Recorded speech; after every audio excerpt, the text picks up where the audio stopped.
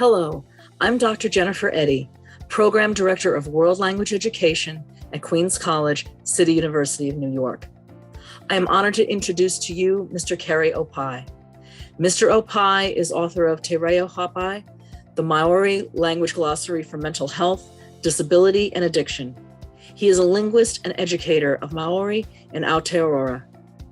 His expression Takiwātanga and his work with neurodiversity in his community is very well known, and it is an honor to include his exemplar about Takiwātanga.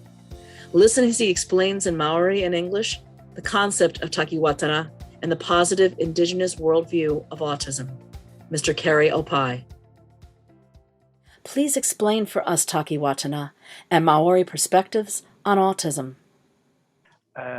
Me tīmata pēi I taku I te wā iau I te kura ka no oa tonu māua ko te te waku tino oa e tangata te maiti I taua wara, e te maiti ai Takiwātanga ai I taua wara, ka oa nā tana patunga ngā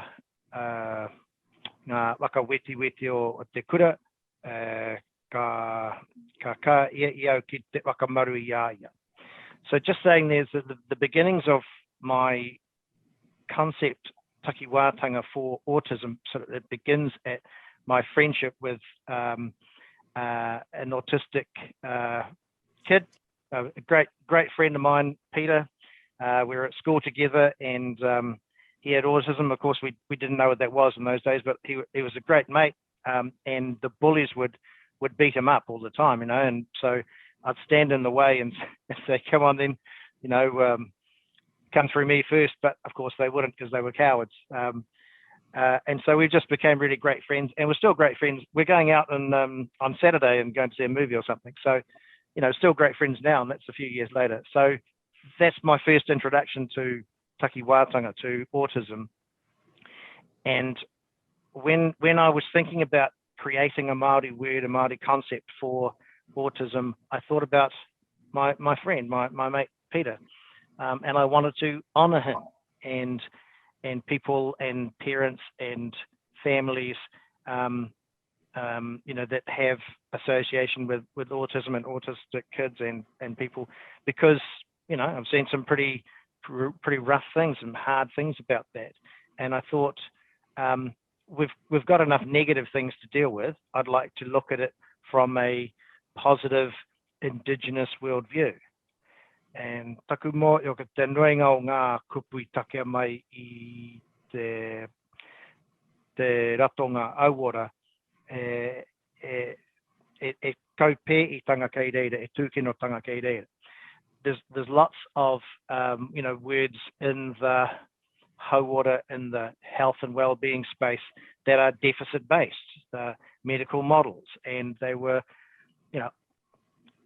almost inevitably negative and felt negative and took away from people. And I wanted to, from an equity perspective, put back something positive about that from an Indigenous worldview, all that sort of thing. So Takiwātanga is amongst about 200 words that I've coined for in the hauora well-being space in Māori that basically does that gets away from the negative deficit model. Disabled, I hated the word disabled, was so same sort of thing. It's actually, so in Māori that's paika, that's to be otherly abled, to have strength, to have ability. So all those sort of things. So as Jenny, other Indigenous peoples around the world have looked at some of my words and have gone, well, if Aotearoa can do it, we can do it. So mea ka tae e Aotearoa, ka tae tonu te toto. So yeah, if Aotearoa can do it, if we can do it here in Aotearoa, everybody can do it. So I've been really so pleased and proud and so just happy with the other Indigenous peoples around the world taking notice of this and starting to do it for themselves. So I've spoken, at a few sort of conferences and seminars when we could get around a bit in other places to encourage people to look at their own languages and reframe the concepts. And autism is one that sort of stands out because inevitably, people would see it as a disability and negative. And actually, I think it's just about being human, about looking at people as people, and like my friend, e tino o tata moku, e tino o tata ki au, ka nui taku aroa ki au ia. He's a great guy, and I've got a few friends that are autistic, and I think we need to reframe all of those, and hopefully the words that I've come up with in my book Te Reo Hāpai does that, especially for other Indigenous peoples, because as you know, we've got some real negative things to deal with all around the world. So I wanted to not only not contribute to that, but take away from it in a positive light. So it's a bit of a long-winded answer to your question there, but it sort of, I think it circles around and answers a few of the sort of questions that we're going to look at today. But Ara tonu, let's carry on. Please share with us the background of the concept in his or her own time and space, vis-a-vis the language and the Maori culture and community. Koia pū te pūtaketanga mai o taku kupu nākui waianga. E rite ki te wā no o tai ana mātou ko ngā kaumātua ki te wānanga i ngā take o konei. So just saying that when I spent time with not only my friend Peter, but with other autistic people, it was a little bit like when I was growing up and I spent time with our elders, because they had their own way of speaking, of listening, of experiencing, of being, and it was different. And you had to sort of lean into their life rhythm, the way they saw things, their worldview.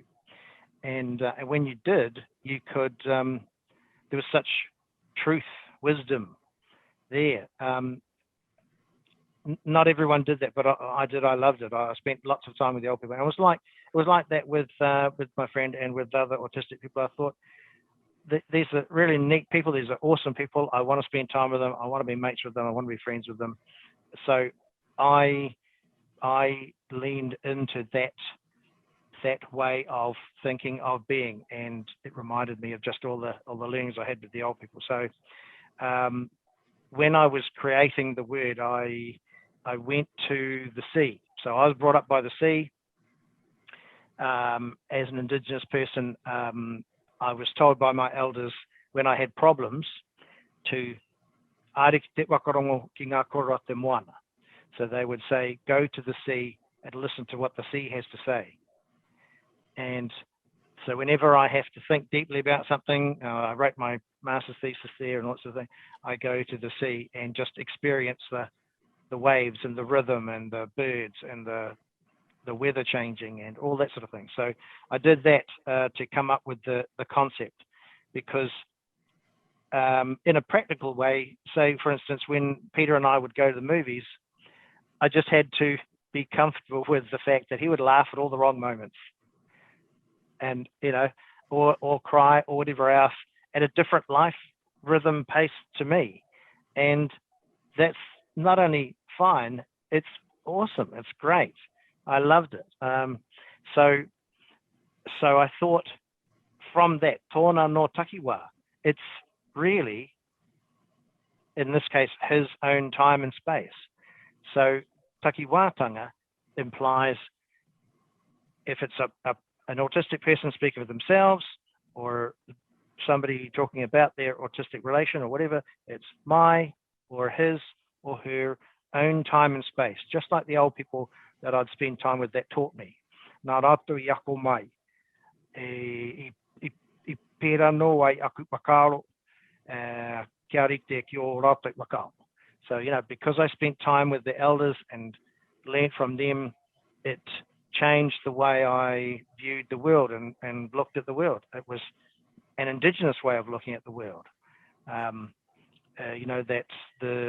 the sea isn't just a resource, it's an ancestor and all that sort of thing. So all of that came into play when I was thinking about how can I sum up my experience with my mates and with other autistic people in this positive Indigenous way. And it was just that, it was their own time and space. And it's quite wonderful if you get to spend time with people like that and become friends. I just think it's a great way of looking at the world, and a much more positive way than what we've got to deal with certainly in the medical world and all that sort of thing. There exists a great deal of stigma associated with autism, from childhood to adulthood, all across the lifespan. What suggestions do you have to extend Maori perspectives to others in order to diminish this stigma for neurodiverse people of all ages? Me wakarere ke e koe te tōtiroanga ki te ao. Me mea e koe te rawa me wakamanui. Pai ki au te wakataukitanga kōroi ki ana a koa e a te rākau e ua kei roto. So I think it's about humanizing and reframing the concept, the way of thinking about this thing called autism. As soon as you say the word autism, people think a certain thing. You say Takiwātanga, you've got a new lease on life. You can think of it, oh, hold on, his or her own time and space. It's very, very different from whatever images are conjured up by the word autism. So I like the fact that our elders used to say a proverb that was, "Aokoa e a te rākau e ua kei roto." So no matter what type of tree, all provide their own unique fruits. So celebrate diversity, in other words. So whether you can see it or not, whether it's the seeds or whatever that drops, whether it's an apple, whatever, that's a traditional akataka, it's a traditional proverb. So it's important to reframe, reimagine, recreate what autism means. I think it's Takiwātanga, that's what it means. So it seems like the horse has bolted a bit on the English, but I thought I could change the Māori interpretations so that it reflects a much more connected view of the world, connected with people, with the environment. And I hope that other cultures and other peoples and other whānau, other families around the world will do the same sort of thing. Can you talk with us more about your book, Te Reo Hāpai, and how important this is for the community? I'll see if I've even got a copy, just to show you just quickly. So, folks, this is the book called Te Reo Hāpai. So it's a bit tricky to sort of see there, but there is the website. It's got all the glossary in there. So that's the mountain that's just over there and making me very cold at the moment.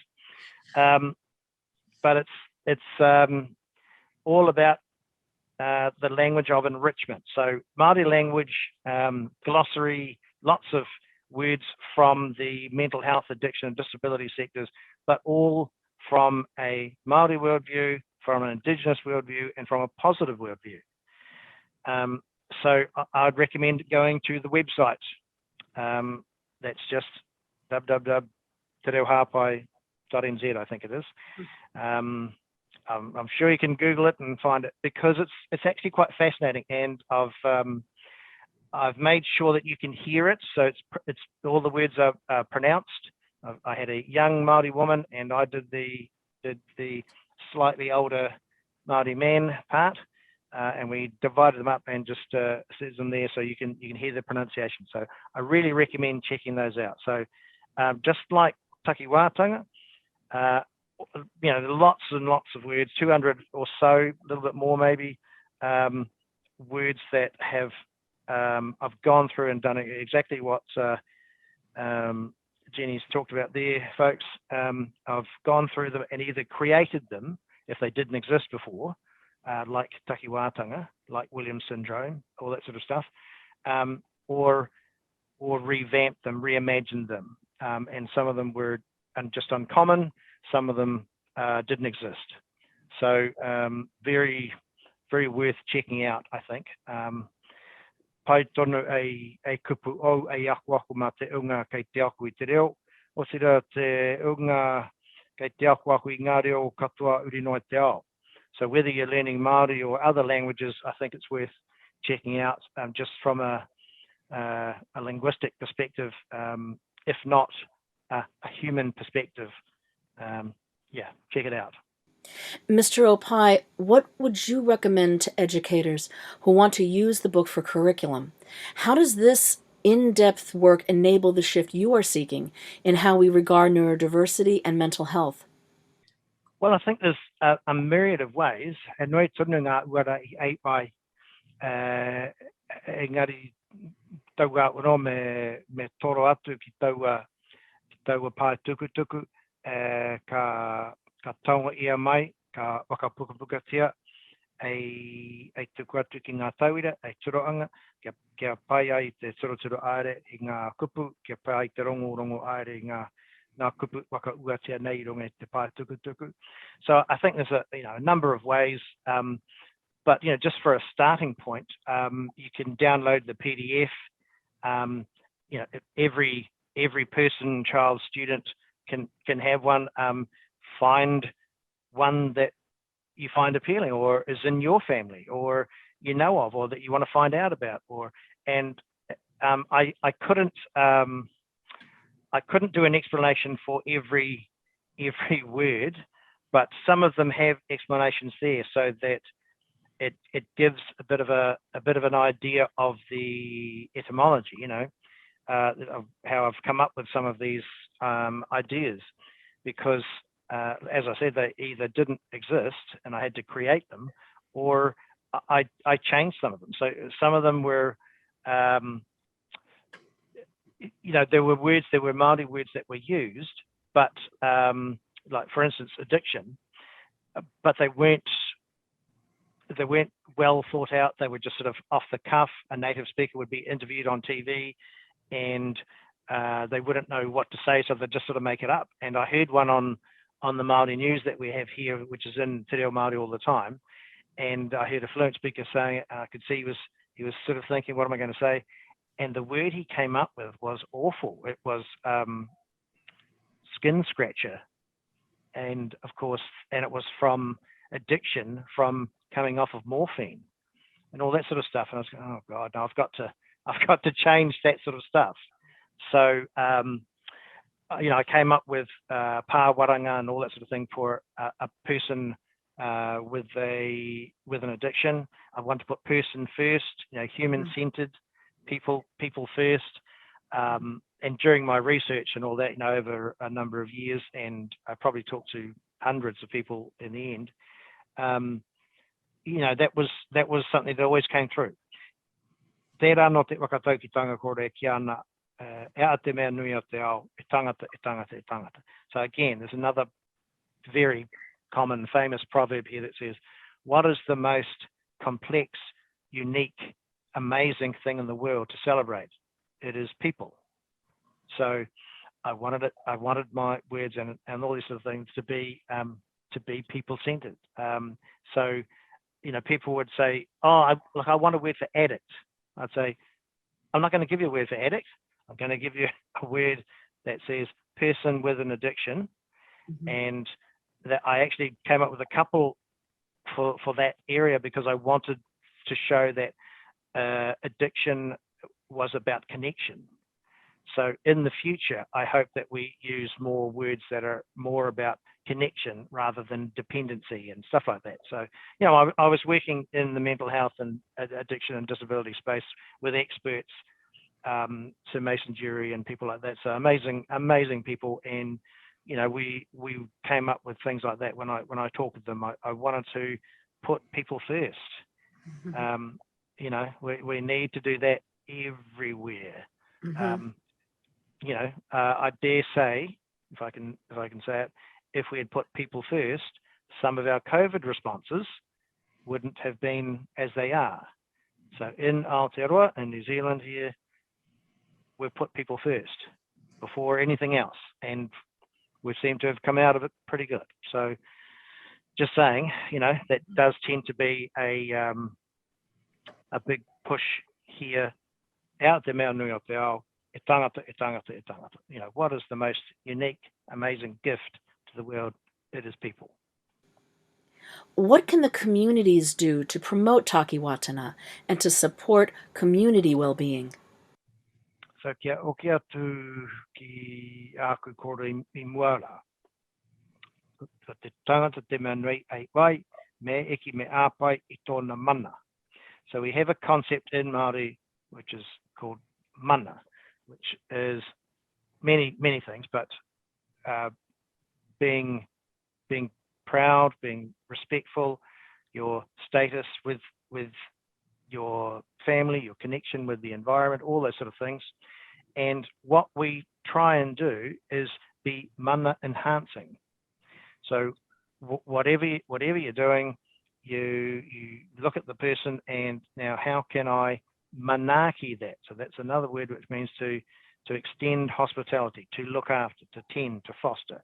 How can I look after that person? How can I, even if we have conflict, interaction, you know, how can we both leave feeling good about ourselves at the end of the day? It's not to say that it's all peace and moonbeams and there's never any conflict. That's, you know, we're people, that's not the way it is. But it is looking after each other, because especially in a place like Aotearoa, you've got, you know, 3 to 4 million people, burn your bridges, and eventually you find that might come back to bite you because there's you know, not that many people. So you are in each other's faces and communities. You know, you are whanaunga. So in the Māori sense, you are whanaunga, you are related. You know, and again, from an Indigenous point of view, you are related to the sea and the sky and the earth. So if you don't look after your relations, the sky, the earth, the sea, the trees, the mountains, they won't look after you. You know, it's a cycle. You're all part and parcel of the life cycle of the water cycle. So, you know, a bit of a long-winded way, but it's, you know, I think Indigenous peoples, Indigenous perspectives all around the world have a lot to teach the world.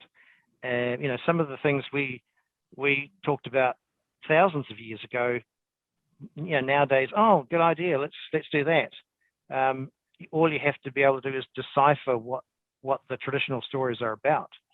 Te AATT pūrākau mo te marama, korana mo te teonga tūpuna, o rona tanengua, ki ana te whakataukitanga koro kia maara ki te eo rona.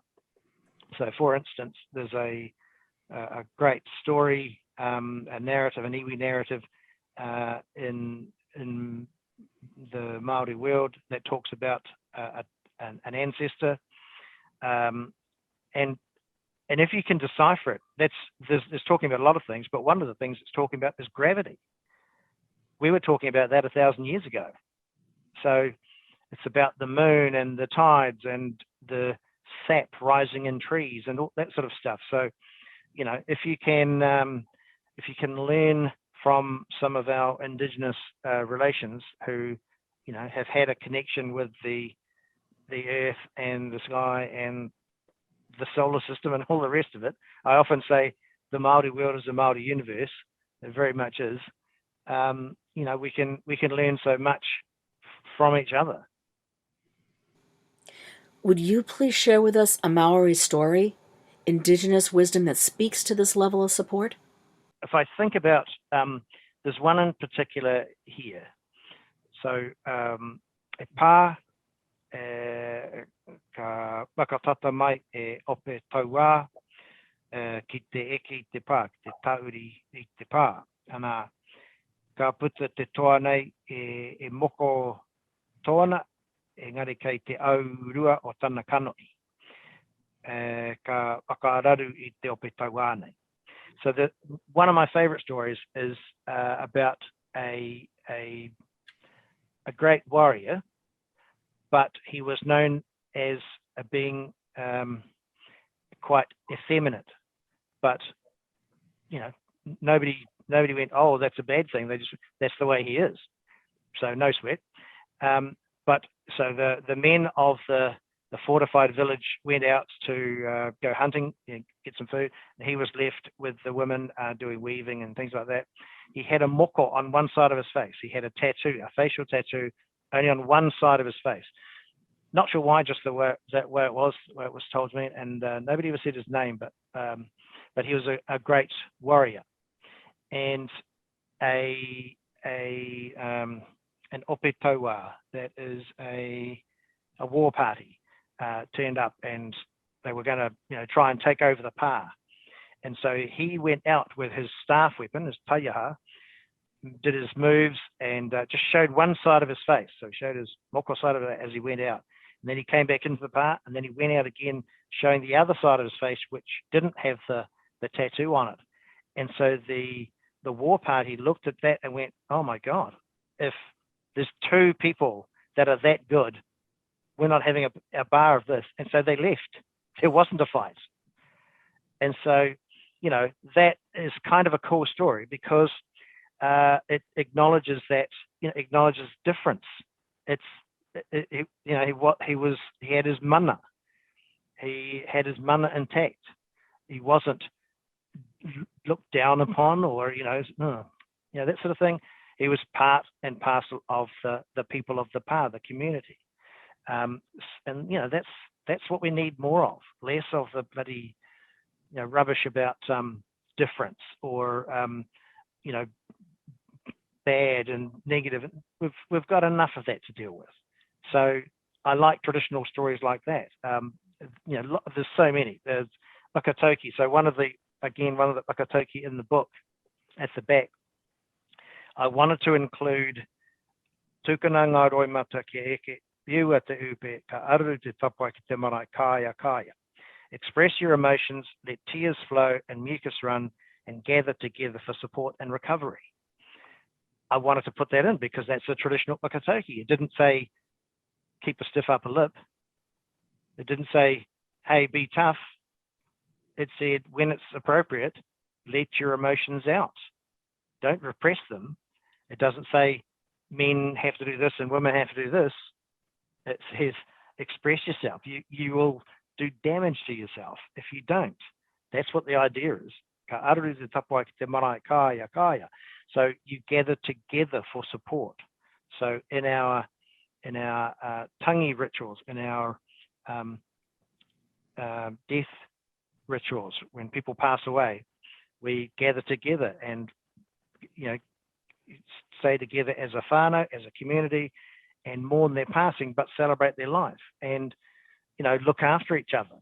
It's not an individual thing. It's not a stay away. I want to be sad, but I don't want you to see me cry. It's the opposite of that. It's everyone cries for 3 days, and you can support each other and recover from it. So again, I just think that's kind of Indigenous truth, Indigenous wisdom.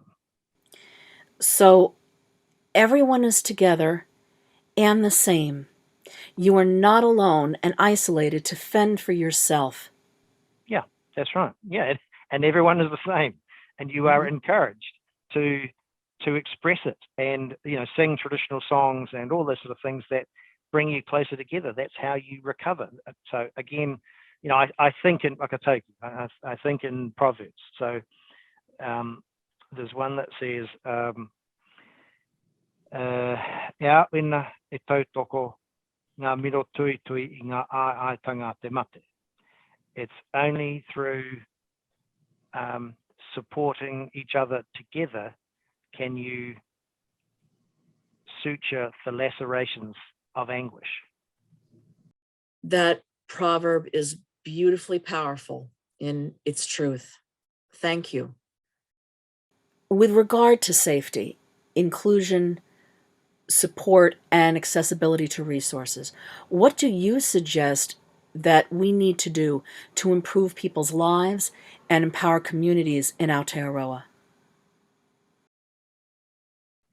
E tēnā, kei te kāwanatanga te te iwāanga, ngā kāwanatanga uri noi te ao, ā rātou pūtea me e rātu, me tuku, me ngā mana whakaaere, tōna tekanga me tuku ki ngā iwi, ki ngā whānau, ki ngā apori. So, I think there's obviously a number of ways, but I mean,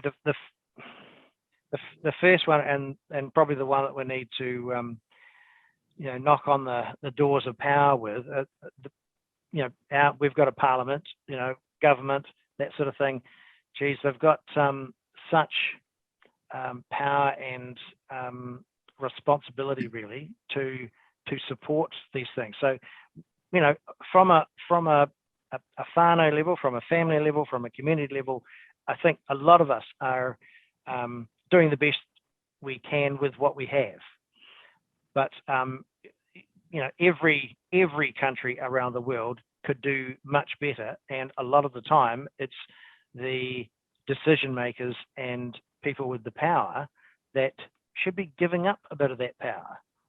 Partnerships and things like that. We've got a treaty here, so we often go back to that to work out some of the power sharing and things like that.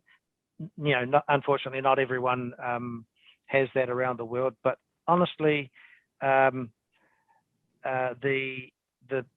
various governments, I think, have a great responsibility to help and support in this stuff. And geez, if you want to just look at the amount of money that you'd save by not having people being so institutionalized, or through the medical profession, or through all of the sort of negative statistics that we go through, but instead of being preventative, and I think in traditional Māori circumstances we were quite preventative with a lot of our medicine and support and that sort of thing. That's where we should be looking really for that sort of. It's not even assistance. It's really looking after yourselves. Again, putting people first. It's quite simple. Put people first, and those that have the most power. I don't want to sort of quote from Spider-Man, but they do have the most responsibility. So I think a lot of, certainly Indigenous nations and communities around the world, we do the best that we can with what we have, and we're doing okay in Aotearoa. We're quite ahead of the curve in some aspects with our connections with government, but there's still a long way to go for us as well as everybody else. I don't want to give the impression that it's all great here and everybody's equal, and we've still got lots of hurdles to go through and go over and all that sort of thing as well. So don't get that impression, but just we are aware that a lot of our Indigenous whanaunga, cousins that we would call them around the world, look to us as some of the trailblazers and some of those sort of things. And yep, we're doing okay, but there's still a long way to go, and we're all on the same journey. And in fact, it is bloody fantastic to have people like yourself, Jenny, and others that I've encountered around the world that are really promoting this sort of stuff, this different way of thinking, which is putting bloody people first, and not looking at deficits and being more positive, and Indigenous wisdom and positivity and just truth. So me and an ākiakwe. So I greet you and acknowledge people like yourself that are doing these sort of great wonderful things. Tēnā koe. Takiwātanga is all about living your authentic self. Maori perspectives respect that. Everyone can learn from this. Is there another story you might share with us, Mr. Opai?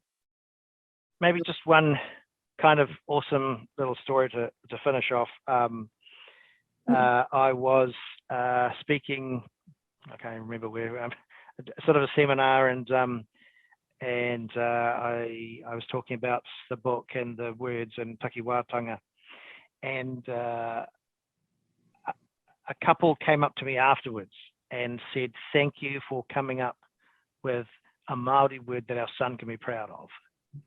And that meant everything. That's why I do this. It's not to make money. Certainly not making any money out of it. It's that they actually, and I got an award, an Australasian award at some stage, and given to me by the ex-Prime Minister of Australia and things like that.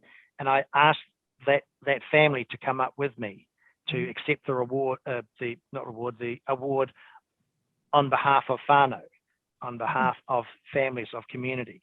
And that was just so satisfying and so wonderful. So, hence why I want to do things like this and support this journey from this kind of awful place that we've been in for so long to a much more enlightened, hopefully, and hopeful sort of place that we should be. So koe ara me ana ki a koe o tira ki a koutou I te kāinga mātakitaki mai nā tauira te ako ako me ana ki a koutou kia kā te ako ako ka rea mutunga o tēnā mea te ako. So I'll just finish off with again whakatauki, something that my elders who taught me, they were in their 80s now, and I used to say, oh my God, you guys know everything. And they'd say, oh, just learning, boy, just learning. And so they said, they said, ka rea mutunga o tēnā mea te ako. There's no such thing as an ending to learning. Kia ora whātou.